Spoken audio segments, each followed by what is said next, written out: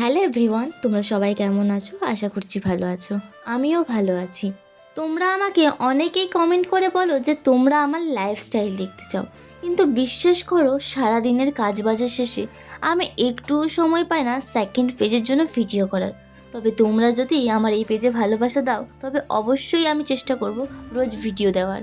চলো এবার আমি তোমাদেরকে আমার সাথে একটু ইন্ট্রোডাকশন করিয়ে দিই। আমি দীপা, আমার বাড়ি পশ্চিম বর্ধমান জেলার হরিপুরে।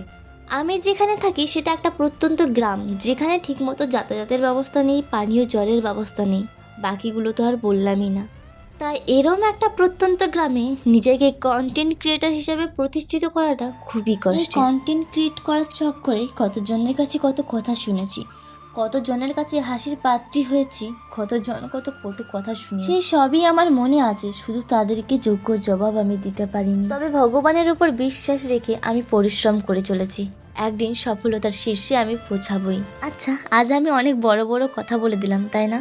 সে যাই হোক, আজকের ভিডিওতে আর কিছু বলছি না। আস্তে আমি তোমাদের সাথে আমার জীবনে ঘটে যাওয়া সমস্ত ঘটনাই শেয়ার করব। আর তোমাদের মনে যদি আমাকে নিয়ে কোনো প্রশ্ন থেকে থাকে তাহলে অবশ্যই কিন্তু কমেন্ট করবে, আমি চেষ্টা করব পরবর্তী ভিডিওতে সেটার উত্তর দেওয়ার। আর তোমরা কে কোথা থেকে আমার ভিডিও দেখছো অবশ্যই কিন্তু কমেন্ট করে জানাবে। আজকের মতো ভিডিওটা এখানেই শেষ করছি, আবারও দেখা হচ্ছে নতুন একটা ভিডিওতে।